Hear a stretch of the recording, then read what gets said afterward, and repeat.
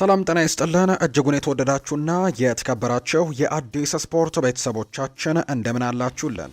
ከእናንተው ከሆነው ከአዲስ ስፖርት የዩቲዩብ ቻናላችን አዳዲስ ስፖርታዊ ጉዳዮችን ልናካፍላችሁ እነሆ ዛሬም በድጋሚ ተገናኘን። ስለምታደምጡን፣ ስለምትከታተሉን ቆይታችሁም ከኛ ጋር ስለሆነ እጅጉን ከልብ አድርገን ነው የምናመሰግነው። በዛሬ ፕሮግራማችን የተለያዩ ስፖርታዊ ጉዳዮችን ወደ እናንተ እያደረስን ቆይታን የምናደርግ ይሆናል።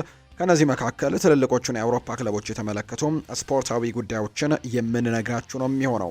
ዛሬ ማንቸስተር ዩናይትድን፣ አርሰናልን፣ ቼልሲን፣ ሊቨርፑልን፣ ሪያል ማድሪድን፣ ባርሴሎናን፣ ማንቸስተር ሲቲን እና ሌሎችም የአውሮፓ ትልልቅ ክለቦችን የተመለከቱ ስፖርታዊ ጉዳዮችን እያነሳን ቆይታን እናደርጋለን። እስከ ፕሮግራማችን ፍጻሜ ድረስ አብራችሁን እንድትቆዩ በአክብሮት ጋብዛለሁ። ቪዲዮአችንን ላይክ፣ ቻናላችንንም ሰብስክራይብ እያደረጋችሁ ቆይታችሁን ከኛ ጋር አድርጎ ከመሸጋገሪያ በኋላ በድጋሚ ተመልሰን የምንመጣ ይሆናል። አብራችሁኝ ቆዩ።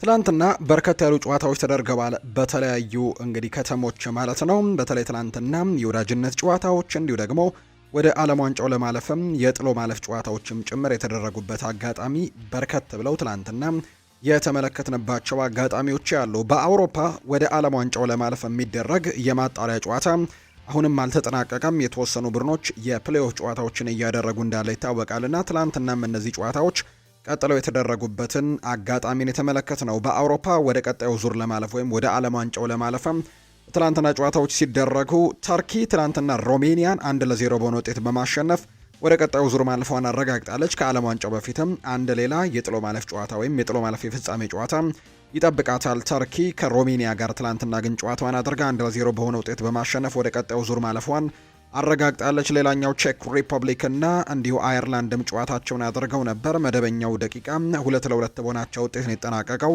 በተሰጠው የፍጹም ቅጣት ምትም ቼክ ሪፐብሊክ አየርላንድን 3-2 በሆነ ውጤት በማሸነፍ ቼክ ሪፐብሊክ ወደ ቀጣዩ ዙር ማለፏን አረጋግጣለች። ሌላኛዋ ዴንማርክና ኖርዝ ሜሴዶኒያ ያደረጉት መርሃ ግብር ነው።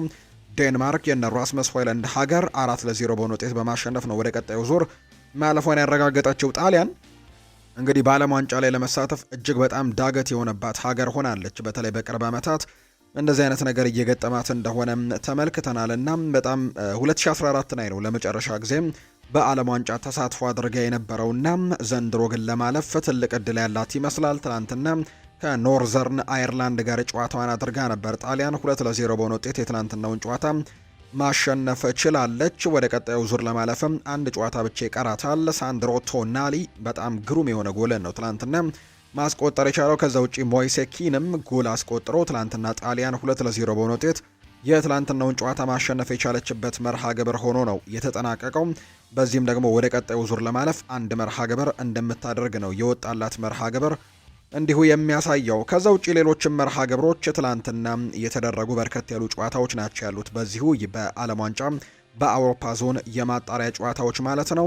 ፖላንድ እና አልቤኒያ ትላንትና ጨዋታቸውን አድርገው ፖላንድ 2-1 በሆነ ውጤት ማሸነፍ ችላለች። ስሎቫኪያ እና ኮሶቮም ጨዋታቸውን አድርገው በኮሶቮ 4-3 አሸናፊነት ነው የተጠናቀቀው። ስዊድን እና ዩክሬን ትላንትና ጨዋታቸውን አድርገው ስዊድን በቪክተር ዮኬሬሽ ሃትሪክ 3-1 በሆነ ውጤት ማሸነፍ ችላለች። የአርሰናሉ የአጥቂ መስመር ተጫዋች የሆነው ቪክተር ዮኬሬሽ ለሀገሩ ትላንት ሃትሪክ መስራት የቻለበት ጨዋታ ሆኖም ተጠናቋል። ሀገሩንም ወደ ዓለም ዋንጫው ለማሳለፍም በጣም ጥሩ እድል እንዳላት ትላንትና ተመልክተናል። ስዊድን ዩክሬንን 3-1 ነው ያሸነፈችው። ከዛ ውጭ ግን ዌልስ እና ቦስኒያ እና ሄርዞጎቪና ደግሞ በጣም ተጠባቂ የሆነ ጨዋታን አድርገው ነበር።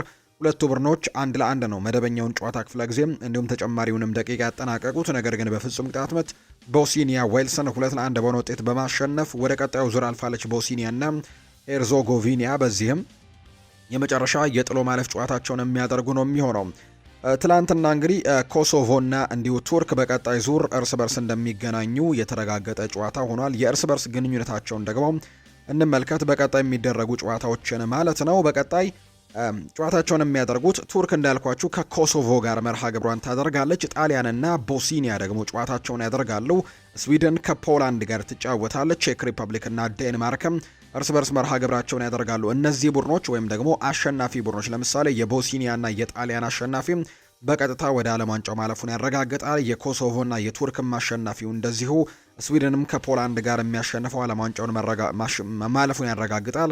ቼክ ሪፐብሊክና ዴንማርክም እንዲሁ አሸናፊ ቡድን ወደ ዓለም ዋንጫው ማለፉን የሚያረጋግጥ ቡድን ይሆናልና በጣም ትልልቅ የሚባሉ ተጠባቂ ጨዋታዎች ናቸው።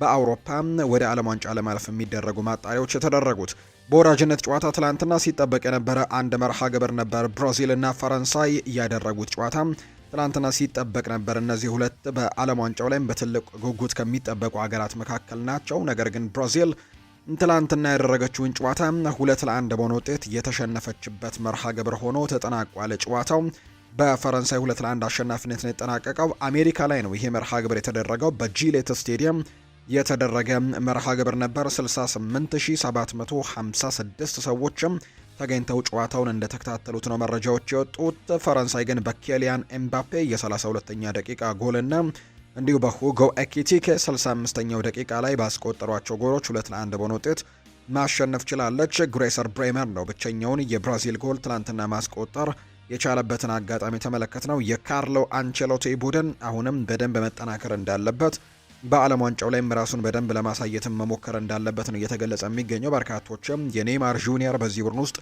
አስፈላጊነትን እያነሱ እንደሚገኝ ጭምር ነው እየተገለጸ የሚገኘው። በእርግጥ ወሳኝ የሚባሉ ተጫዋቾቻቸው አንዳንዶቹን በጉዳት ምክንያት ያልጠሩበት አጋጣሚ አለ። ለምሳሌ በተከላካይ መስመር ላይ ሁለቱም በቋሚ አስተላለፍ ውስጥ የሚካፈሉት ተጫዋቾች በትላንትናው ጨዋታ ላይ አልነበሩም። ማርኪኒዮስም አልነበረም። ከዛ ውጭ ደግሞ እንዲሁ ጋብሪኤል ማጋሌሽም በጉዳት ምክንያት ከዚህ ስብስብ ውጭ እንደሆነ ይታወቃል። ከዛ ውጭ ግብ ጠባቂው አሊሰን ቤከርም ትላንትና በጉዳት ምክንያት እንዳልነበር ይታወቃልና በርከት ያሉ ተጫዋቾቻቸው በቋሚነት የምናውቃቸው ተጫዋቾቻቸው በትላንትናው ጨዋታ ላይ አልነበሩም በብራዚል ብሔራዊ ቡድን በኩል። ነገር ግን አሁንም ቢሆን ግን በጣም ብዙ ስራ እንደሚጠብቀው የካርሎ አንቸሎቲ ስብስብ ግን ያሳየ ነው። በእርግጥ የፈረንሳይ ብሔራዊ ቡድን በተለይ ሰሞኑን በማጥቃቱ በኩል ላይ ያሉ ተጫዋቾችን እያወጡ እንደነበርና በጣም የሚገርም ኳሊቲ ያላቸው ተጫዋቾች እንዳሏቸው ይታወቃል። ትላንትና በማጥቃቱ መስመር ላይ የተሰለፉት ኦስማን ዴምቤሌ፣ ማይክል ኦሊሴ፣ ሁጎ ኤኪቲኬ እና ኬሊያን ኤምባፔ ናቸው። በቋሚ አስተላለፍ ውስጥ የተካተቱ እንጂ በጣም ጥሩ የሚባል የማጥቃት መስመር እንዳላት በተደጋጋሚ ያሳይታለችና የፈረንሳይ ብሔራዊ ቡድን በጣም ጠንካራ ቡድን እንደሆነ በተደጋጋሚ እያሳየ ይገኛል። ትላንትና ብራዚልን 2-1 በሆነ ውጤት በማሸነፍ የወዳጅነት ጨዋታውን በድል ማጠናቀቅ የቻለበት ጨዋታ ሆኖ ነው የተጠናቀቀው። ሌላኛው ትላንትና የተደረገው በአፍሪካም የአፍሪካ ዋንጫ የቅድመ ማጣሪያ ጨዋታዎች እየተደረጉ እንደሆነ ይታወቃል። ትላንትናም ጨዋታዎች ቀጥለው ተደርገዋል። ጂቡቲና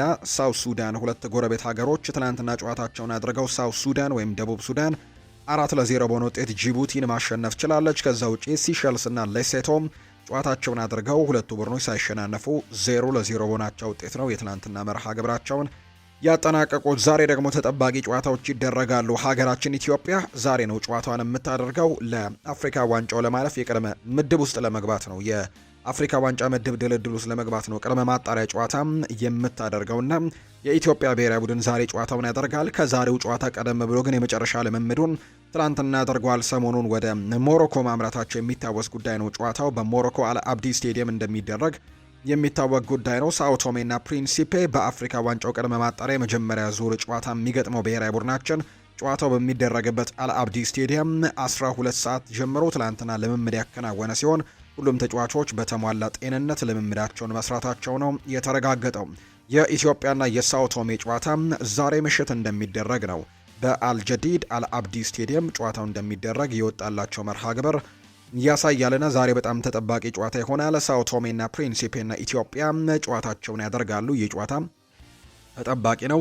መልካሙን ሁሉ ለሀገራችን ኢትዮጵያ እንዲገጥማትም ከወዲሁ እንመኛለን። ዛሬ ሞሮኮ ላይ ጨዋታቸውን ያደርጋሉ። ከዛም ደግሞ የመልስ ጨዋታውን በሀገራችን በድሬዳዋ ስቴዲየም ጨዋታቸውን እንደሚያደርጉ ነው የወጣላቸው መርሃ ግብር የሚያሳየው። በእነዚህ ሁለት የደርሶ መልስ ጨዋታዎች ላይ ሀገራችን ኢትዮጵያ ድል ቀንጧት ወደ ቀጣዩ ዙር እንድታልፍም ምኞታችንን ከወዲሁ ለመግለጽ እንወዳለን። አብዛኞቹም ግምቶች ደግሞ ለኢትዮጵያ ብሔራዊ ቡድን የተሰጡ ናቸው። ምንም እንኳን ሳኦ ቶሜና ፕሪንሲፔ ከውጭ የተጠሩ ተጫዋቾች ቢኖራቸውም ነገር ግን ግምት የተሰጠው ግን ለኢትዮጵያ ብሔራዊ ቡድን እንደሆነ ነው እየተመለከትን የምንገኘው። ምሽት ላይ ጨዋታው ይደረጋል። ከዛ ቀደም ብሎ ግን ቻድና ብሩንዲ፣ ሶማሊያና ሞሪሺየስም ጨዋታቸውን ያደርጋሉ። ዛሬም የአፍሪካ ዋንጫ ማጣሪያ የቅድመ ማጣሪያ ጨዋታ ነው ዛሬ የሚደረገው። ክለቦችን የተመለከቱ ስፖርታዊ ጉዳዮችን እናንሳ። ማንቸስተር ዩናይትድን ደግሞ እንመልከት። ማንቸስተር ዩናይትድ ኤሊዮት አንደርሰንን ለማስፈረም በፉክክር ውስጥ የሚገኝ ሲሆን ብቸኛው ተፎካካሪያቸው የከተማ ተቀናቃኛቸው ማንቸስተር ሲቲ እንደሆነ ነው እየተገለጸ የሚገኘው። እነዚህ ሁለት የማንቸስተር ከተማ ክለቦች ኤሊዮት አንደርሰንን ለማስፈረም በጣም ትልቅ ፉክክር እያደረጉ እንዳለ ነው መረጃዎች የሚወጡት። በተለይ በማንቸስተር ሲቲ በኩል ትላንትና ሮድሪ የሰጠው ሀሳብ ደግሞ እዚህ ተጫዋች ላይ በትልቁ ትኩረት እንዲያደርጋቸው ያግዛቸዋል ተብሎ ይታሰባል። ትላንትና ሮድሪ በነበረው ቃለ ምልልስ ላይ ለሪያል ማድሪድ መጫወት የማይፈልግ ማንም ተጫዋች የለም፣ ስለዚህም ሪያል ማድሪድ እኔን ማስፈረም የሚፈልግ ከሆነ ወኪልን ማነጋገር ይችላል የሚል አይነት ሀሳብን መስጠቱ ምናልባት ወደ ሪያል ማድሪድ የማምራት ፍላጎቶች እንዳሉት የሚያሳዩ መረጃዎች መውጣታቸውን ተከትሎ ማንቸስተር ሲቲ የሮድሪን ቦታ ለመሸፈን ኤሊዮት አንደርሰንን ማምጣት በትልቁ የሚያስበው ነገር እንደሆነ እየተገለጸም ይገኛል። ስለዚህ ማንቸስተር ሲቲ እዚህ ተጫዋች ላይ ጠንከር ብሎ ዝውውሩን ለማድረግ ሙከራዎችን ያደርጋል ተብሎ ይታሰባል። ስለዚህ ለማንቸስተር ዩናይትድ ትልቁ ተፎካካሪ ማንቸስተር ሲቲ ይሆናል ተብሎ ነው የሚጠበቀው። ማንቸስተር ዩናይትድ እና ሲቲ በኤሊዮት አንደርሰን ጉዳይ ላይ ትልቅ ፉክክር ያደርጋሉ። ሲቲ ግን የበለጠ ገንዘብ ሊያቀርብ ቢችልም ተጫዋቹ ግን ውሳኔውን የሚያሳልፈው በክለቦቹ የረጅም ጊዜ ፕሮጀክት ላይ መሰረት አድርጎ እንደሆነ ተነግሯል። ሲቲ ተጫዋቹን ለማሳመን ከፍተኛ ጥረት እያደረገ ሲሆን ዩናይትድ በበኩሉ አስቀድሞ አስፈላጊ የሆኑ ስራዎችን ለመስራትም ሙከራዎችን እያደረገ እንዳለ ጭምር ነው መረጃዎች የሚወጡት። ሆኖም ግን ቤን ጃኮብስ እንደሚናገረው ከሆነ እስካሁን ሁለቱም ክለቦች ከኖቲንግሃም ፎረስት ጋር ግን ምንም አይነት መደበኛ ንግግር አልጀመሩም። ተጫዋቹን ከመፈለግ ውጪ መደበኛ ንግግሮችን ግን ከተጫዋቹ ጋር እንዳልጀመሩ የሚያሳዩ መረጃዎች ናቸው እየወጡ የሚገኙት። ሉዊስ ሆልም እንዲሁ ማንቸስተር ዩናይትድ ከሚፈልጋቸው ተጫዋቾች መካከል አንደኛው ነው። ዩናይትድ ከአማካይ ስፍራ በተጨማሪ በሚቀጥለው የክረምት ተጫዋቾች የዝውውር መስኮት ራሱን ያጠናክርበታል ተብሎ የሚታሰበው የግራው የመከላከል ክፍል ነው። ሉክ ሻው የሚሰለፍበት ቦታ ላይ እና እዛ ቦታ ላይ ከሚመለከታቸው ተጫዋቾች መካከል አንደኛው ሉዊስ ሆል እንደሆነ ይታወቃል። ኒውካስል ዩናይትድን ይለቃል ተብሎ ግን አይጠበቅም። ኒውካስል ዩናይትዶች በተለይ በጣም በርከት ያሉ ተጫዋቾቻቸው ከመልቀቅ ጋር ስማቸው እየተነሳ ነው። ባለፈው የክረምት ተጫዋቾች የዝውውር መስኮት አሌክዛንደር ኢሳክን ለሊቨርፑል አሳልፈው ከሰጡ በኋላ ምን ያክል እንግዲህ ውጥንቅጥ ውስጥ እንደገባ ዘንድሮ የምናውቀው ነው። በተለይ በማጥቃቱ በኩል ላይ ጎል ለማስቆጠር እጅግ በጣም አስቸጋሪ ውድድር ዓመትን እያሳለፉ እንደሚገኙና የአውሮፓ ቻምፒየንስ ሊግ ተሳትፎን ቦታ አግኝቶ የሚያጠናቅቅ የነበረው የቅርብ ጊዜው ቡድን አሁን ላይ ግን በደረጃ ሰንጠረዡ ወገብና ከወገብ በታች ሆኖ እየሄደበት ያለበትን መንገድ ነው እየተመለከትን የምንገኘው። አሁን ደግሞ በተለይ በአውሮፓ ውድድሮች ላይ ተሳትፎን ማግኘት የማይችል ከሆነ በጣም በርከት ያሉ ተጫዋቾቻቸው ከመልቀቅ ጋር ስማቸው እየተነሳ ነው። ሳንድሮ ቶናሊ፣ ብሩኖ ጉማሬሽ፣ ሉዊስ ሆል፣ ቲኖ ሌቨርማንቶ፣ ከዛ በተጨማሪ አንቶኒ ጎርደን እነዚህን ተጫዋቾች ጨምሮ ሌሎችም በጣም ትልልቅ የሚባሉ ተጫዋቾቻቸውን ሊያጡ እንደሚችሉ የሚያሳዩ ግምቶች እየወጡ ነው። ነገር ግን ኒውካስል በዚህም አለበዛ ሉዊስ ሆልን ማቆየት ምርጫውን ያደርጋል ተብሎ ይጠበቃል። ክለቡ አዲስ የኮንትራት ማራዘሚያ እንዲፈርም ለማሳመንም ጥረት እያደረጉ ነው። ኒውካስል ዩናይትድ ተጫዋቹን ለመሸጥም ፍላጎት እንደሌላቸው ነው ቤን ጃኮብስ እየተናገረ የሚገኘው። ነገር ግን ተጫዋች በማንቸስተር ዩናይትድ ጨምሮ በሲቲና በአርሰናልም ጭምር የሚፈለግ ተጫዋች ነውና ትልቅ ፉክክር ይደረግበታል ተብሎ ይታሰባል። ቀደም እንዳልኳችሁ ሌላኛው ከኒውካስል ዩናይትድ ይለቃል ተብሎ የሚጠበቀው ተጫዋች ሳንድሮ ቶናሊ ነው። ከባርሴሎና፣ ከሪያል ማድሪድ፣ ከአርሰናል እና ከማንቸስተር ሲቲ ጋርም ስሙ እየተያዘ ቢቆይም ባለፉት 48 ሰዓታት ግን ማንቸስተር ዩናይትድ ለፉክክሩ ቀደም እንዳለ የሚያሳዩ ሪፖርቶች እየወጡ ይገኛሉ። ኒውካስል በተለይ ለአውሮፓ ውድድሮች ማለፍ የማይችል ከሆነ ቶናሊ በክረምቱ ከኒውካስል ጋር የሚለያይበት እድል በጣም ሰፋ ያለ ይሆናል ተብሎ ይጠበቃል። ቶናሊ የሱ ወኪሎች ለክለቡና የክብር ስምምነት የሚባላል ወይም ጀንትልማንስ አግሪመንት የሚሉት ነገር አላቸው። ኒውካስል ለሚቀጥለው የውድድር ዓመት በአውሮፓ ውድድር ላይ ሳይሳተፉ የሚቀሩ ከሆነ አሁን ላይ በሊጉ 12ኛ ደረጃ ላይ ነው የሚቀመጡትና የመሰለፍ በአውሮፓ ቻምፒየንስ ሊግ የማለፍ እድላቸው በጣም ጠባብ ነው ሊሆን የሚችለው። ስለዚህ ክለቡ ለተጫዋቹ የሚቀርቡ ጥያቄዎችን እንደሚመለከት ነው በስምምነታቸው ላይ የተቀመጠው። እስከ ቅርብ ጊዜ ድረስም ቶናሊ በብዙዎች ዘንድ የማይነካ ወይም የማይሸጥ ተጫዋች ተደርጎ ይታይ ነበር። ነገር ግን የኒውካስል ዩናይትድ የአውሮፓ ቻምፒየንስ ሊግ ተሳትፎን አለማግኘት ግን በጣም ከባድ ያደርግበታል ይህንን ተጫዋች በማቆየቱ መንገድ ላይ ተብሎ እንደሚታመን ነው ዘገባዎች የወጡት። ዘገባውም ስለ ኒውካስል ብቻ የሚዘግበው ታማኝ የመረጃ ምንጭ ነው ይህንን መረጃ እንዳወጣው ዘገባዎቹ የጠቆሙት። ሃሪ ማጓየር ይናገራል። መጪው የክረምት ተጫዋቾች የዝውውር መስኮት ለማንቸስተር ዩናይትድ በጣም ትልቅ የዝውውር ወቅት እንደሚሆን አውቃለሁ ሲልም ነው ማጓየር የሚናገረው።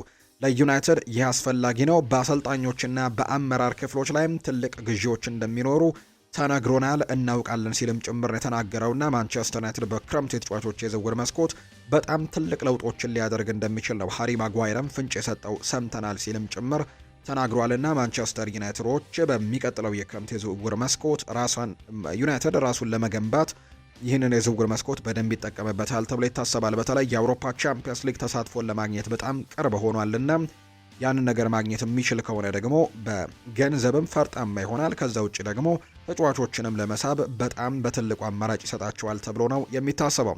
ማጓየር መጪው ክረምት ለዩናይትድ እጅግ ትልቅ ይሆናል ሲል ነው የተናገረው። ይሄ ዲስኩር ሳይሆን ሀቅ ነው ሲልም ጭምር ነው የተናገረው። ፋብሪዚዮ ሮማኖ እንደሚናገረው ከሆነ ስለ ክለቡ እቅድ በሚገባ ያውቃል። ክለቡም ደግሞ በክረምቱ የዝውውር ገበያው ላይ በጣም በንቃት ይንቀሳቀሳል ሲል ነው ፋብሪዚዮ ሮማኖ ሃሪ ማጓየር የተናገረው ነገር ትክክል ነው ሲልም ጭምር ነው ያረጋገጠው።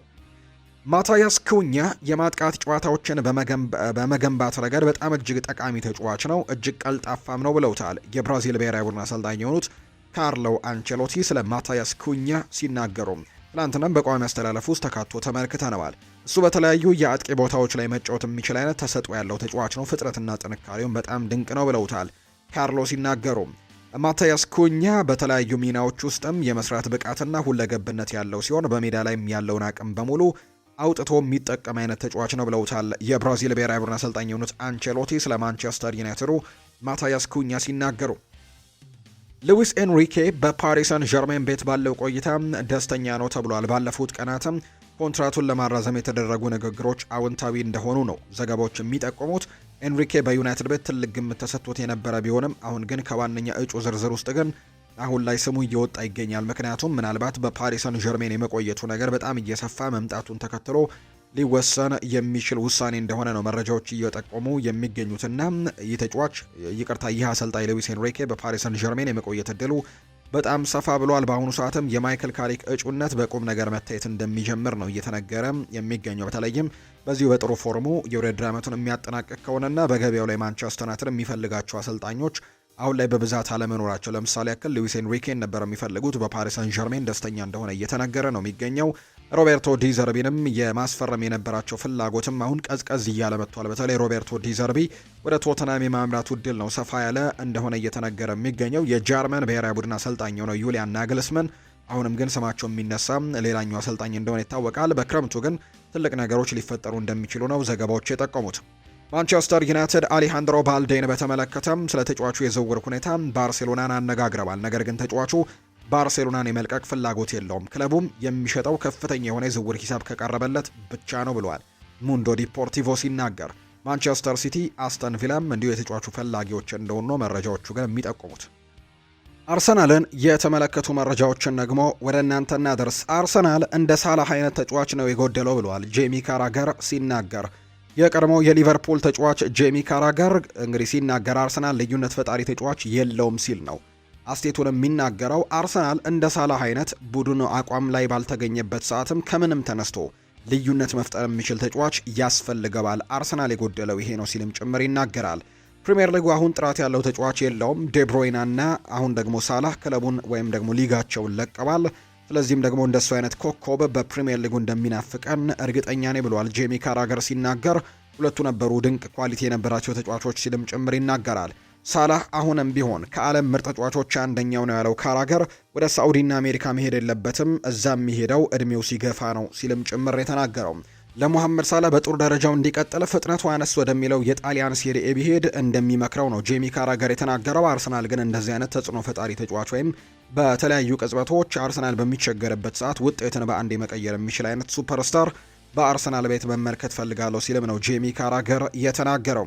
ካራገር ይቀጥልና የካራባው ካፕ ሽንፈት በሊጉ ላይ ተጽዕኖ ይኖረዋል ብዬ አልጠብቅም ሲልም ነው ካራገር የሚናገረው። ምክንያቱም አርሰናል ሰፊ የነጥብ ልዩነት ነው በፕሪሚየር ሊጉ ላይ ያለውና ያ ነገር ተጽዕኖ ይፈጥርባቸዋል ብዬ በጭራሽ አልጠብቅም ሲልም ይናገራል። አሁን ከአርሰናል ጋር ያለኝ ትዝብት ምናልባትም በቂ የሆኑ ልዩነት ፈጣሪ ተጫዋቾች በቡድናቸው ውስጥ የለም የሚለው ካልሆነ በስተቀር እንግዲህ የካራባው ካፑ ሽንፈት ምንም ተጽዕኖ ይፈጥርባቸዋል ብዬ ግን አልጠብቅም።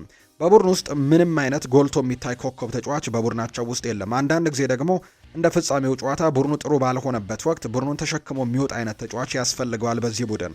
አርሰናል በአጥቂ መስመሩ ላይ በቂ ልዩነት የሚፈጥሩ ተጫዋቾች አሉት ብዬ በጭራሽ አልጠብቅም። ይህም ለቻምፒየንስ ሊጉ ትንሽ ያሰጋቸዋል ሲል ተናግሯል። ከ2 ዓመታት በፊት ቡካዮ ሳካና ማርቲን ኦዴጋርድ እንደ ሞሐመድ ሳላህና ኬቨን ዴብሮይና እውነተኛ ኮከቦች ይሆናሉ ብዬ አስቤ ነበር። እዚህ ደረጃ ላይ ለመድረስም ተቃርበው ነበር። አርሰናል ምናልባት ሊጉን ያሸንፍ ይሆናል፣ ነገር ግን ካሸነፉም የአጥቂ መስመር ተጫዋቾቹ አስደናቂ የውድድር ዘመንን አሳልፈዋል ብለው ግን የሚያስቡ አይመስለኝም።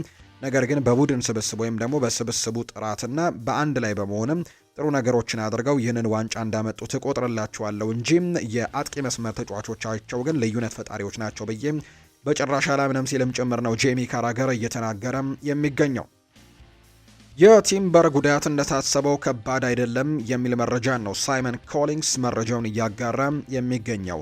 አርሰናል ከሳውዝሃምፕተን ጋር ለሚደረገው የኤፍኤ ካፕ ሩብ ፍጻሜ ጨዋታ ዝግጁ እንደሚሆን ተስፋ ያደርጋሉ። በቅርቡ ተመልሶ እንደሚመጣም ተስፋ እንዳለ ነው ሳይመን ኮሊንግስን በተመለከተ ሳይመን ኮሊንግስ ይህንን መረጃ እያወጣ የሚገኘው። ስለዚህ ጁሪየን ቲምበር ከበድ ያለ ጉዳት እንዳልገጠመው ነው የተነገረው። ማርሊ ሰሎሞን የአርሰናል ታዳጊ ተጫዋች በ16 ዓመቱ እንግዲህ ተጫዋች የአርሰናልና የማንቸስተር ሲቲ በፍጻሜው ላይ ወይም በካራባኦ ካፕ በተደረገው የዋንጫ ፍጻሜ ጨዋታ ላይ ተጠባባቂ አማራጭ ነበር። ከቡድኑ ጋር ወደ ዌምብሌም ተጉዟል። እናም ድንገተኛ ጉዳት ቢደርስ ተቀይሮ ለመግባትም ዝግጁ እንደነበር የሚያሳዩ መረጃዎች ወጥተዋል። አርሰናል በዚህ የውድድር ዘመን ያልታሰበ ጉዳት በሚደርስባቸው ጊዜ ባልተጠበቀ ሁኔታ በተለዋዋጭ ተጫዋቾች ላይ እንደሚተማመን ነው መረጃዎች የሚያሳዩት። ሰሎሞን በስልጠና ክፍለ ጊዜዎችም ብሩህ ሆኖ ከታየና ከ21 ዓመት በታች ቡድን ደግሞ በመምራት የአሰልጣኝ ቡድኑን እምነት አግኝቷል። በቻምፒየንስ ሊግ ከክለብ ብሩዥ ጋር ለመጀመሪያ ጊዜ ከጀመረበት ጊዜ ጀምሮ በዚህ የውድድር ዘመን ከዋናው ቡድን ጋር 4 ጨዋታዎችን አሳልፈዋል። በነሐሴ ወር 17 ዓመት ሲሞላው የመጀመሪያ ፕሮፌሽናል ውኑንም እንደሚፈርም ጭምር ነው የተነገረው። ሌላኛው የሚነሳው ጉዳይ ሰሞኑን አርሰናሎችን ከክቪቻ ክቫራትስኬሊያ ጋር የሚያያይዙ መረጃዎች እየወጡ ይገኛሉ። ዘገባዎቹ እንደሚጠቁሙት ከሆነም ትክክል ናቸው የሚሉ መረጃዎች እየወጡ ይገኛሉ። ወይም ደግሞ አርሰናል ከክቪቻ ክቫራትስኬሊያ ጋር በስሙ በትክክል እየተነሳ ነው፣ አርሰናልም ሙከራዎችን ለማድረግ ጥረት እያደረገ ነው የሚሉ ዘገባዎች በትልቁ እየወጡ ይገኛሉና ይህን ነገር በተመለከተ የተለያዩ መረጃዎች እየወጡ ይገኛሉ። በጣም ቅርብ የሆነው የመረጃ ምንጭ ለፓሪስ ሳን ዠርሜን መረጃዎች በጣም ቅርብ የሆነው ሰውም ይፋ አድርጎታል። ይህንን ጉዳይ እውነት ነው ብሏል። አርሰናል ስለ ክቪቻ ክቫራትስኬሊያ ሁኔታ ጠይቀዋል። ነገር ግን የዝውውር ንግግሮች ለመጀመር ግን በጣም ሩቅ ናቸው። ክቫራትስኬሊያ በፓሪስ ያለው ህይወትም ከተማዋን የቡድን አባላቱንና የሉዊስ ኤንሪኬን አጨዋወትም ሁሉንም ነገር ይወደዋል። አሁን ባለው ሁኔታ ክቪቻ ክቫራትስኬሊያ በዚህ ክረምት ፓሪስ ሳን ዠርሜንን የመልቀቁ ጉዳይ በጣም ጠባብ ነው ሲልም ነው የፓሪስ ሳን ዠርሜን የመረጃ ምንጭ የሚናገረው። አርሰናል ግን እንደሚፈልጉት ግን በትክክል መረጃው አለኝ ሲልም ጭምር ነው የፓሪስ ሳን ዠርሜን ታማኝ የሚባለው የመረጃ ምንጭ ይፋ ያደረገው። ማርቲን ኦዴጋርድ አርሰናል ከሳውዝሃምፕተን ጋር በሚያደርጉት የኤፍኤ ካፕ ሩብ ፍጻሜ ጨዋታ ላይ ወደ ሜዳ ይመለሳል ተብሎ እንደሚጠበቅ ነው መረጃዎች እያሳዩ የሚገኙት። በቀጣዩ ጨዋታ በቋሚ አስተላለፍ ውስጥ እንኳን ባይሆን የተወሰኑ ደቂቃዎችን ግን አግኝቶ ሊሰለፍ የሚችልበት እድል ሰፊ ነው።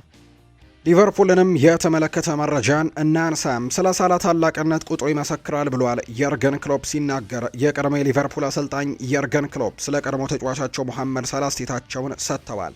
ለሳላ መልእክት ልኬ ለቀሪው የውድድር ዓመትም መልካም ነገር ተመኝቼለታለሁ ያሉት የርገን ክሎፕ ደጋፊዎች በፈገግታ እንደሚሸኙትም ተስፋ አደርጋለሁ ሲልም ጭምር የተናገረው። ሳላህ ከሶስቱ የሊቨርፑል ምርጥ አጥቂ ጥምረቶች አንደኛው ነበር። ጥሩ ቁጥርም ያለው እሱ ነው። ይሄ ስለ ታላቅነቱ ይመሰክራል ሲል ነው የርገን ክሎፕ የሚናገረው። አንዳንድ የሳላ ክብረ ወሰኖች በጭራሽ እንደማይሰበሩ እርግጠኛ መሆን እችላለሁ ሲልም ነው የርገን ክሎፕ ጨምሮ የሚናገረው። ስለ ሳላ ባህሪ ያነሱት የርገን ክሎፕ 87ኛው ደቂቃ ላይ ብትቀይረው በጣም ይናደዳል፣ ምክንያቱም በ5 ደቂቃ ሃትሪክ መስራት እንደሚችልም የሚያምን አይነት ተጫዋች ስለሆነ መቀየር በጭራሽ የሚፈልግ አይነት አይደለም እና በጣም ድንቅ ቁጥር ያለው ተጫዋች ነው ሲልም ጭምር ነው የመሰከረለት።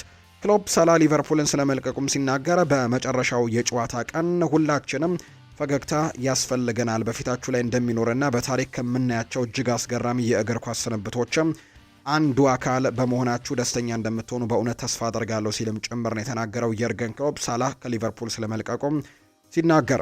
ሊቨርፑልና ማንቸስተር ዩናይትድ አሌሃንድሮ ባልዴን ለማስፈረም ፍላጎት አላቸው። እንዲሁም በሳዑዲ ሊግ ውስጥም ያሉ አንዳንድ ክለቦችም እንዲሁ ይህንን ተጫዋች ለማስፈረም ፍላጎት እንዳላቸው የሚያሳዩ መረጃዎች ናቸው እየወጡም የሚገኙት። ሌላኛው የምናነሳው ጉዳይ እኛ 500 ሚሊዮን አውጥቶ ለከሰረው ሊቨርፑል ሚካኤል ኦሊሴን ሰጥተን ጥሩ እንዲጫወቱ አናግዛቸውም ብሏል። የባየር ሚኒኩ ፕሬዝዳንት ኡሊ ሆነሽ ናቸው ይህንን ሀሳብ የሰጡት። ኦሊሴን መውሰድ የማይታሰብ ነው ሲሉ ፈላጊ ክለቦቹ አቋማቸውን ለፈላጊ ክለቦች አቋማቸውን ይፋ አድርገዋል። ማይክል ኦሊሴ በቀጣይ የዝውውር መስኮት ስሙ ከሊቨርፑል ጋር በስፋት እየተያዘ ይገኛል። በጉዳዩ ላይም ቃላቸውን የሰጡት ኡሊ ሆኔሽ ሲናገሩ ሊቨርፑል በዚህ ዓመት 500 ሚሊዮን አውጥቶ የማይረባ ዓመትን አሳልፏል ሲሉ ተደምጠዋል። ስለዚህ እኛ ደግሞ ሚኬል ኦሊሴን ለሊቨርፑል ሰጥተን በሚቀጥለው የውድድር ዓመት ጥሩ እንዲጫወቱ በፍጹም አንፈቅድላቸውም ሲሉ ጨምረው ይናገራሉ። 200 ሚሊዮን ቢቀርብም አናደርገውም የሚሉት ኃላፊው 200 ሚሊዮን ባንክ ለማስቀመጥ ብለን በርካታ ደጋፊዎቻችንን በየሳምንቱ ጥሩ ያልሆነ እግር ኳስ እንዲመለከቱ አንፈልግም። ስለዚህ ኮከብ ተጫዋቻችንን በጭራሽ አሳልፈን አንሰጥም ሲሉ ነው ኡሊ ሆኔሽ ስለ ማይክል ኦሊሴ ዝውውርም ሀሳባቸውን የተናገሩት። ሊቨርፑል ኢብራሂማ ኮናቴን ከክለቡ የሚወጣ ከሆነ ሉካ ቩስኮቪች በውስጥ በኩልም እንደ አማራጭም መወያየት ጀምረዋል። የተጫዋቹ ዋና ፍላጎት በአውሮፓ መጫወትና ዋንጫዎችን ለማሸነፍ መወዳደር እንደሆነ ቢልድ የተባለው የመረጃ ምንጭም መረጃውን ይፋ እያደረገ ነው የሚገኘው። ጄሚ ካራገር ይናገራል። እያንዳንዱ የሊቨርፑል ደጋፊ የበለጠ ትልቅ ነገር ይጠብቃል። ሳላህንም ስለሚያውቀው ቡድኑ በቡዳፔሽትም ፍጻሜ ጨዋታ ላይ የቻምፒየንስ ሊግ የመጨረሻ ድልን በማሸነፍም ፍጹም የሆነ ስንብትን ጉዞ ያደርጋል ሲልም ነው ጄሚ ካራገር የሚናገረው። የርገን ክሎፕ በሊቨርፑል ያሳየው እግር ኳስ በዓለም ላይ ምርጡ እግር ኳስ ነበር ብሏል ጄሚ ካራገር። ፔፕን ያክል በጣም ስኬታማ አልነበረም፣ ነገር ግን በጣም አስደሳች እግር ኳስን ግን ይጫወት ነበር ሲልም ነው ጄሚ ካራገር ስለ የርገን ክሎፕም ሀሳቡን የሰጠው። የመርሲሳይዱ ክለብ ሊቨርፑል ለሚቀጥሉት 3 የውድድር ዓመታት የትኬት ዋጋ ጭማሪ ማድረጉ ነው ይፋ የተደረገው። ክለቡ በሚቀጥለው የ2026-27 የውድድር ዓመትም የ3 በመቶ ትኬት ዋጋ ጭማሪ እንደሚኖር ይፋ አድርጓል። የሊቨርፑል ደጋፊዎች ማህበር በበኩሉ የዋጋ ጭማሪው በጣም የሚያበሳጭ ነው ሲል ተቃውመውታል።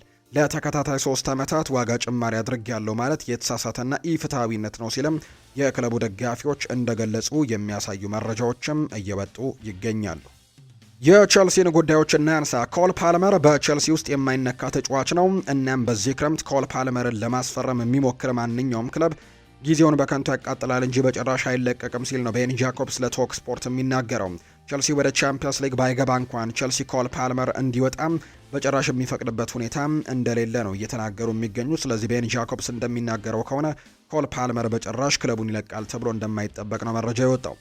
ጄሚ ካራገር ይናገራል። ቼልሲዎች 5 ወይም 6 የሚሆኑ እጅግ በጣም ጥሩ የሆኑ ተጫዋቾች ያሏቸው እንደ ጄምስ ካይሴዶ፣ ኤንዞ ፈርናንዴስ፣ ከዛ ውጭ ኮል ፓልመር እና ዣኦ ፔድሮ የመሰሉ ውላድሮ ግን ቻምፒየንስ ሊግ ለሚሳተፍ ክለብ መጫወት አለብኝ ማለታቸው ግን አይቀርም ሲልም ነው ጄሚ ካራገር የሚናገረው። ቼልሲዎች ሁሌም አሸናፊ ነበሩ፣ ሁሌም ፍጻሜዎች ላይ ይገኙ ነበር፣ እናም ደግሞ ዋንጫዎችን ያሸነፉ ነበር። አሁን ግን ቡድኑን ስለመገንባት ነው። ለምንድን ነው የሚገነባው? የአሁን ትውልድ ደጋፊዎች ማሸነፍን ነው የሚጠብቁት። በዚህ ግንባታ ወደፊት በሚሳኩ ነገሮች ላይ እነሱ እንግዲህ አይኖሩበትም ሲልም ጭምር የተናገረው ጄሚ ካራገር ነው። አንዳንድ የስፔን የመረጃ ምንጮች እንደዘገቡት ከሆነ ኤስቴቫ ዊሊያን ባርሴሎና ማስፈረም ከሚፈልጋቸው ተጫዋቾች አንደኛው ነው ሲሉ በርካቶች ሀሳቦቻቸውን ይሰጣሉ። ባርሴሎና ኤስቴቫ ዊሊያን ይፈልጋል ተብሏል። ቸልሲ በሚመጣው የክረምት የተጫዋቾች የዝውውር መስኮት ጆሽ አቼፖንግን ለመሸጥ አያስብም። ምንም እንኳን በዚህ ውድድር ዓመት ብዙ የመጫወቻ ዕድል አለማግኘቱን ተከትሎ በሌሎች ክለቦች ፍላጎት ውስጥ ቢገባም በውስጥ ግን ከቸልሲ በኩል ለመሸጥ ምንም አይነት ፍላጎት እንደሌለ የሚያሳዩ መረጃዎች ናቸው በትልቁ እየወጡ የሚገኙት።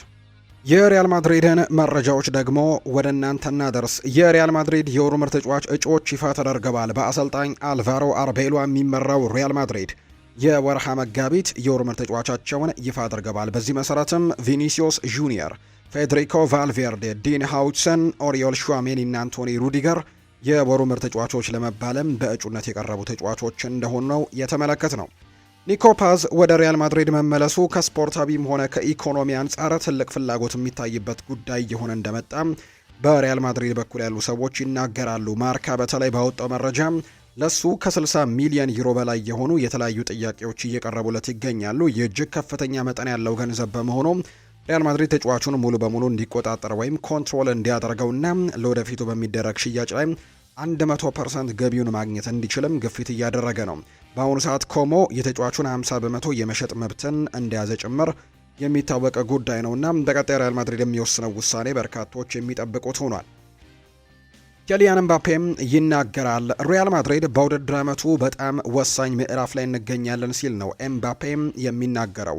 እኔ በሌለሁበት ወቅት ቡድኑ ጨዋታዎችን እንዲያሸንፍ እፈልግ ነበር፣ ውጤቱም ደግሞ በጣም አሪፍ ነበር። በተጎዳውበት ወቅትም ሁሉም ሰው ለክለቡ ብቸኛው መፍትሄ እኔ ብቻ እንደሆንኩኝ አስበው ነበር። ነገር ግን ነገሩ እንደዛ አልነበረም። ስለዚህም ይሄ ጥሩ ነገር ነው ሲልም ነው ኬሊያን ኤምባፔ የተናገረው። ሰሞኑን ስለ ሮድሪ የተለያዩ ጉዳዮች እየተነሱ ይገኛሉ። በኋላ ላይ ሰፋ አድርገን ስለ ሮድሪ ከሪያል ማድሪድ ጋር የተነሱትን ጉዳዮች ጠቅልል አድርገን በኋላ እናነሳቸዋለን። የሮድሪን ጉዳይ በተመለከተ ነገር ግን ከማንቸስተር ሲቲ ሊለቅ የሚችልበት እድልና ወደ ሪያል ማድሪድ ሊያመራ የሚችልበት እድል በጣም ሰፊ እንደሆነ የሚያሳዩ መረጃዎች በትልቁ ትላንትና እየወጡ ይገኛሉ። ከቶኒ ክሮስ ጋር የተያዙ አንዳንድ ጉዳዮችን እናንሳ። እግር ኳስ በከፍተኛ ደረጃ የመጫወት ብቃት ላይ እያለ ለምን ጫማ መስቀል አስፈለገህ ተብሎ ተጠይቆ ነበር። ቶኒ ክሮስ ሲናገር ሰዎች እኔን እንዲያስታውሱኝ የምፈልገው ሜዳ ላይ ወሳኝ እንደነበረ ተጫዋች እንጂ በእድሜ መግፋት ምክንያት በመጨረሻዎቹ ዓመታት ተቀያሪ ወንበር ላይ እንደሚቀመጥ ተጫዋች አይደለም። ለዛም ነው በጥሩ ብቃት ላይ ሳለሁኝ ከእግር ኳስ ዓለምም ራሴን ያሸሸሁት ብሏል ቶኒ ክሮስ ሲናገር። ስለ ፍሎሬንቲኖ ፔሬዝ እና ስለ ሪያል ማድሪድ ሲናገርም በሪያል ማድሪድ ቤት ሁልጊዜም እየተከበርኩ እንደሆንኩኝ ይሰማኝ ነበር። ፍሎሬንቲኖ አለቃ ብቻ አልነበረም። መቼ መጫን እንዳለብንና መቼ ነጻነት መስጠት እንዳለበትም ጠንቅቆ ያውቃል። የኛ ግንኙነት የማይናወጥ በሆነም በጋራ መከባበር ላይ የተመሰረተ ነው ሲልም ነው ቶኒ ክሮስ የሚናገረው። በሪያል ማድሪድ ሁልጊዜም ቤቴ ነው። ወደፊት አንድ ቀን በክለብ ውስጥ በማንኛውም የአስተዳደር ወይም የቴክኒክ ሚና ተመልሼ መስራት እድሌን ዝቅ አላደርግም። ነገር ግን አሁንም ቢሆን አይደለም ማለት አይቻልም። በአሁኑ ወቅት ከተጨናነቀው የጨዋታ መርሃ ግብርና ተከታታይ ጉዞዎች አንጻር እረፍት ያስፈልገኛል ሲልም ነው ቶኒ ክሮስ የተናገረው። ነገር ግን በሪያል ማድሪድ ተመልሼ በሌሎች ስራዎች ላይ መሳተፍ የሚቀር አይመስለኝም ሲልም ነው የተናገረው። በሪያል ማድሪድ የስኬት ጉዞ ላይ ቶኒ ክሮስ ተጽዕኖ አለው ብለህ ታስባለህ ወይም ተብሎ ተጠይቆ ነበር። ሪያል ማድሪድ ከኔ በፊትም ሆነ ከኔ በኋላ ሁልጊዜም አሸናፊ ቡድን ነው። ቡድኑ ድንቅ የሆኑ ወጣት ባለተሰጥኦ ተጫዋቾች ያሉት፣ እነሱም የሚያስፈልጋቸው ከኋላ ሆኖ ጨዋታን የሚመራ ሰው ነው። ክላሲክ ፕሌይሜከር ከሌለ ግን አዲስ የጨዋታ ዘይቤ ጋር ለመላመድ ጥቂት ጊዜ ብቻ ይወስዳል። ማንም ሊተካ የማይችል ተጫዋች የለም። ክለቡ ሁልጊዜም ከማንኛውም ግለሰብ በላይ ነው። ሁሉም ተጫዋች ደግሞ መተካት ይችላል ሲልም ጭምር ነው ቶኒ ክሮስ እየተናገረም የሚገኘው። ሪያል ማድሪዶች ከዳቪድ አላባ ጋር ለመለያየት ቆርጠው ተነስተዋል ተብሏል። የዳቪድ አላባ በሪያል ማድሪድ የመቆየት ነገር አሁን ላይ አጠራጣሪ ሆኗል። ዲያሪዮ አስ እና ሌሎች ታማኝ የመረጃ ምንጮች እንደዘገቡት ከሆነ ክለቡ የተጫዋቹን ውል የማራዘም እቅድ እንደሌለው ነው የሚያሳየው። የዳቪድ አላባ ውል በጁን 2026 ላይ ይጠናቀቃል። በአመት በግምትም 22.5 ሚሊዮን ዩሮ ጠቅላላ ደሞዝ የሚያገኝ ሲሆን ይህም ደግሞ በክለብ ውስጥም ከፍተኛ ተከፋይ ከሆኑ ተጫዋቾች አንደኛው ያደርገዋል።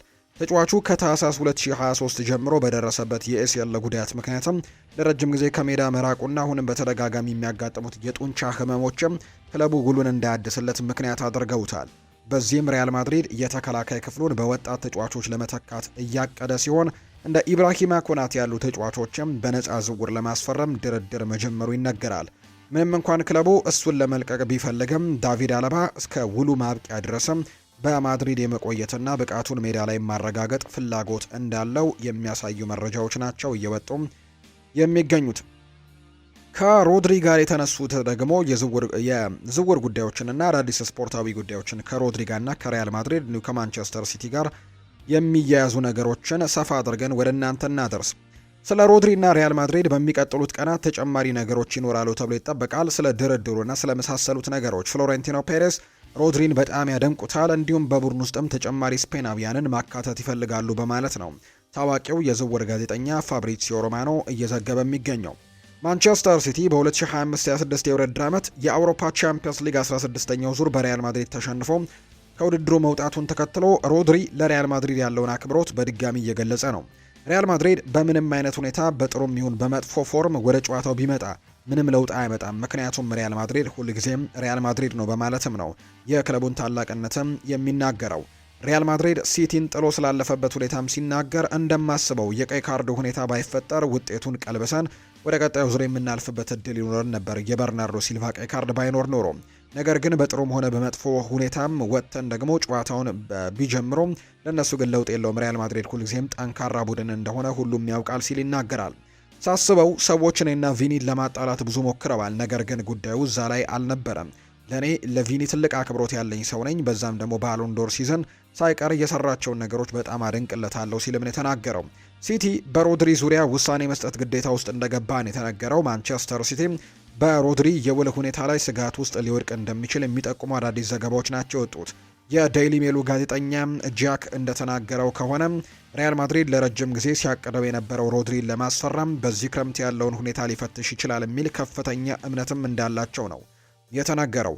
ሮድሪ በተለይ በትላንትናው ዕለት ለስፔኑ ራዲዮ ጣቢያ በሰጠው ቃለመጠይቅ ላይ ደግሞ ወደ ስፔን መመለስ እንደሚፈልግ በግልጽ ተናግሯል። ሪያል ማድሪድ ሮድሪን እንደ ተመራጭ የቡድኑ መሪና ከቲያጎ ፔትሮቺ ጋርም ተደርጎ የማጫወት ፍላጎትም አላቸው።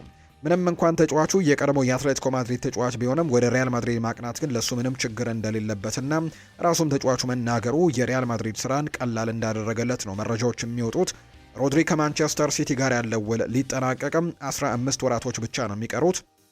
ተጫዋቹ ከሲቲ ጋርም ስለ ሁሉም ነገር ቁጭ ብሎ የሚነጋገርበት ጊዜ እንደመጣ ነው መረጃዎችም እየወጡ የሚገኙት። ስለ ውል ማራዘሚያ ስምምነት በጨረሻ አልተደረሰም። ማንቸስተር ሲቲ ሮድሪን ለማቆየትና አዲስ ውል ለማስፈረምም ከፍተኛ ፍላጎት ነው ያለው።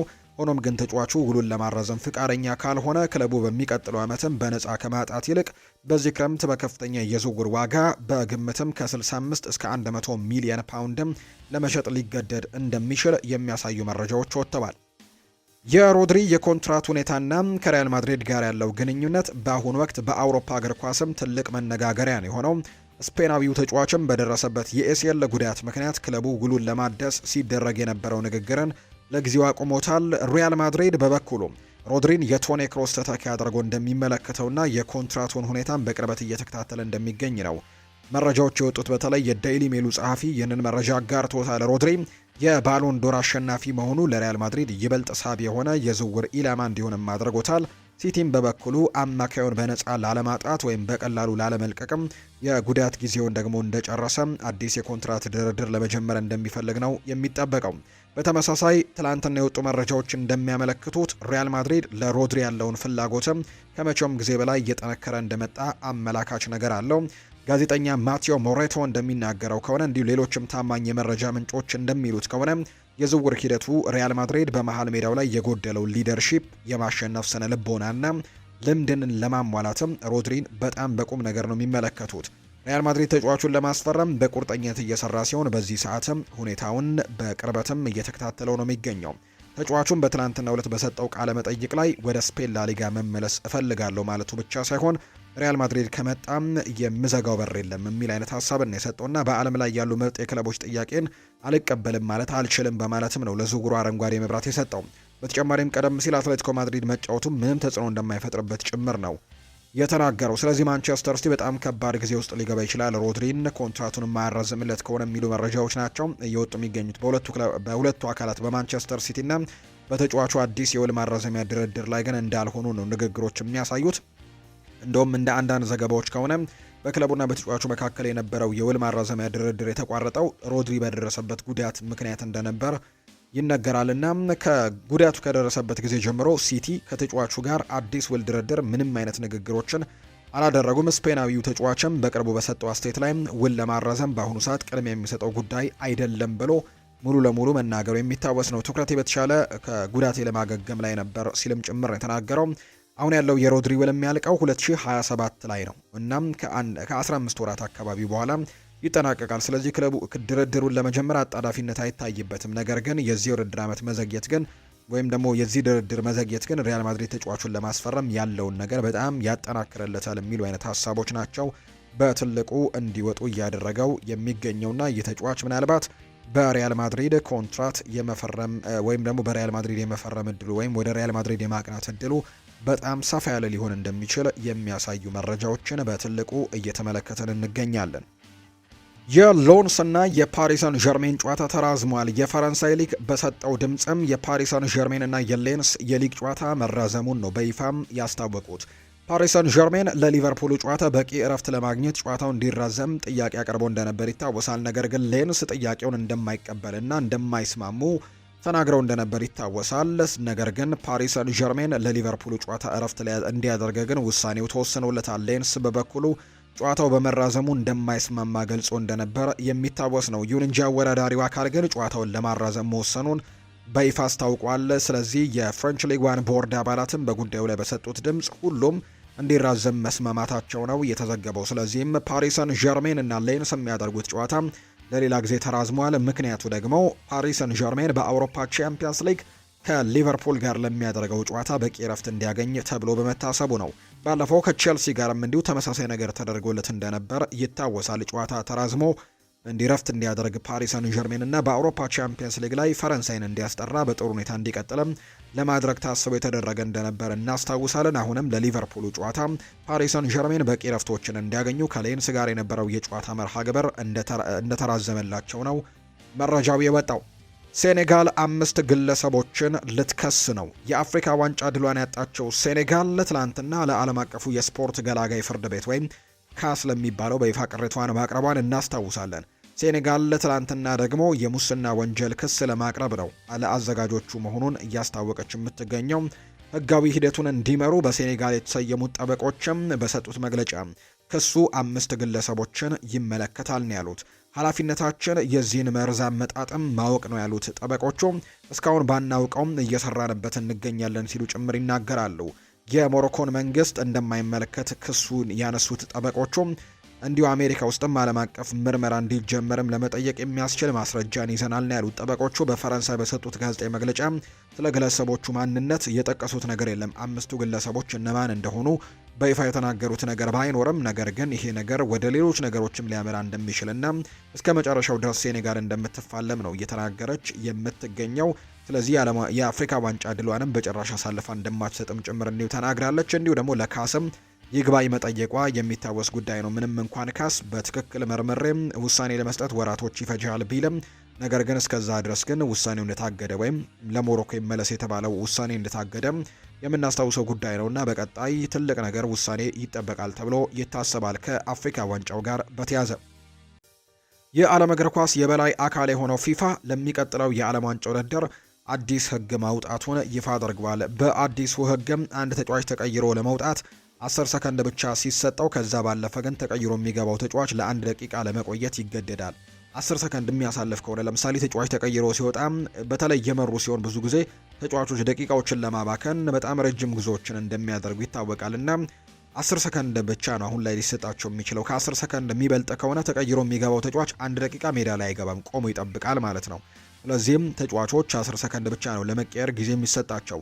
ይህ ማለት ቡድኑ ለ1 ደቂቃ በ10 ተጫዋቾች ብቻ ለመጫወት ይገደዳል ማለት ነው። በሌላ በኩል ግን የእጅ ለመወርወርና መልሶ ለማስጀመር 5 ሰከንድ የሚሰጥ ሲሆን ከዛ ካለፈ ግን ለተቃራኒ ቡድን የእጅ ውርወራው ይሰጣል ተብሏል። ቫር በስህተት የተሰጠ የማዕዘን ምት ካለም እንደሚመለከት ተጠቅሟል። አሁን ላይ የማዕዘን ምቶች የቫር ውሳኔዎች እንደማይታከልባቸው ቫር ትልልቆቹን ውሳኔዎች ካልሆነ በስተቀር የማዕዘን ምት ለዚህ ቡድን ይሰጥ ለዚህ ቡድን ይሰጥ ተብሎ የቫር ምልከታዎች እንደሌሉ የሚታወቅ ነው። ነገር ግን በዓለም ዋንጫው ላይ ቫር በስተት የተሰጠ የማዕዘን ምትም ካለ እንደሚመለከት ጭምር ነው የተነገረው። ዳኛውን ማብራሪያ መጠየቅ የሚችለው የቡድኑ አምበል ብቻ እንደሆነም ሕጉን አስፍረዋል። ሌሎች ተጫዋቾች ወደ ዳኛው የሚቀርቡ ከሆነ ግን ቢጫ ካርድ እንደሚመለከቱም ጭምር ነው እየተገለጸ የሚገኘውና ፊፋ በተለይ በሚመጣው 3ቱ ሀገራት አሜሪካ፣ ሜክሲኮና ካናዳ በጋራ ለሚያዘጋጁት የዓለም ዋንጫ አዳዲስ ሕጎችን እያወጣ እንደሚገኝ የሚያሳዩ መረጃዎች ናቸው የወጡት። የፕሪሚየር ሊጉ የወሩ ምርጥ ተጫዋች እጩዎች ይፋ ተደርገዋል። በእንግሊዝ ፕሪሚየር ሊግ የ2025-26 የውድድር ዘመን የወርሃ መጋቢት የወሩ ምርጥ ተጫዋች 7 እጩዎችን ነው ይፋ የተደረጉት። በዚህ መሰረትም ብሩኖ ሚጌል ፈርናንዴስ የማንቸስተር ዩናይትዱ ተጫዋች በዚህ ወርም ምርጥ ተጫዋች ለመባል እጩ ዝርዝር ውስጥ ተካቷል። የኤቨርተኑ ጄምስ ጋርነርም በዚህ ዝርዝር ውስጥ ከሚገኙ ተጫዋቾች መካከል አንደኛው ነው። ሞርጋን ጊብስ ዋይትም የኖቲንግሃም ፎረስቱ ተጫዋችም በዚህ ዝርዝር ውስጥ ከሚገኙ ተጫዋቾች ይገኝበታል። የኒውካስል ዩናይትዱ አንቶኒ ጎርደን፣ የአርሰናሉ ዳቪድ ራያም፣ የብራይተኑ ዳኒ ዌልቤክ እና እንዲሁ አሌክስ ኢዎቢ ከፉልሃም ደግሞ እነዚህ 7 ተጫዋቾች በእጩ ዝርዝር ውስጥም የተካተቱ ተጫዋቾች ሆነዋል ለወሩ ምርጥ የፕሪሚየር ሊግ ተጫዋች ለመባል። በዚሁ የእንግሊዝ ፕሪሚየር ሊግ የ2025-26 የውድድር ዘመን የወርሃ መጋቢት ምርጥ አሰልጣኝ እጩዎችም በዚሁ ይፋ ተደርገዋል። በዚህ መሰረትም አሰልጣኝ ሚኬል አርቴታ የአርሰናሉ፣ አሰልጣኝ ኤዲ ሃው የኒውካስል ዩናይትዱ፣ አሰልጣኝ ፋቢያን ሆርዝሌር የብራይተን ኤንድ ሆቭ አልቢዮኑ፣ አሰልጣኝ ሬጂስ ሌብሪስ የሰንደርላንዱ፣ ከዛ ውጪ አሰልጣኝ ዳቪድ ሞይስ የኤቨርተኑ በዚህ ዝርዝር ውስጥ እንደተካተቱ የሚያሳዩ መረጃዎች ናቸው የወጡት። ዩራጓይ የአርሰናል ልምምድ ቦታን ትጠቀማለች ተብሏል። የዩራጓይ ብሔራዊ ቡድን በእንግሊዝ ቆይታው የአርሰናልን የልምምድ ማዕከልን እንደሚጠቀም ነው ይፋ የተደረገው። አርሰናል የዩራጓይ ብሔራዊ ቡድን የልምምድ ቦታውን እንዲጠቀምበትም ፍቃድ እንደሰጠው ነው የተነገረው። ዩራጓይ ዛሬ ምሽት 4:45 ሲል በዌምብሌይ ስቴዲየም ከእንግሊዝ ብሔራዊ ቡድን ጋር የወዳጅነት ጨዋታዋን እንደምታደርግ ነው የወጣው መርሃ ግብር የሚያሳየው። ዩሩጓይ ቀጥላ ጣሊያንን ቱሪንን ከአልጄሪያ ጋር ተጨማሪ የወዳጅነት ጨዋታም እንደምታደርግ ነው የተገለጸው። ጣሊያን ቱሪን ላይ ማለት ነው ከአልጄሪያ ብሔራዊ ቡድን ጋር ሁለተኛ የወዳጅነት ጨዋታዋን ታደርጋለች።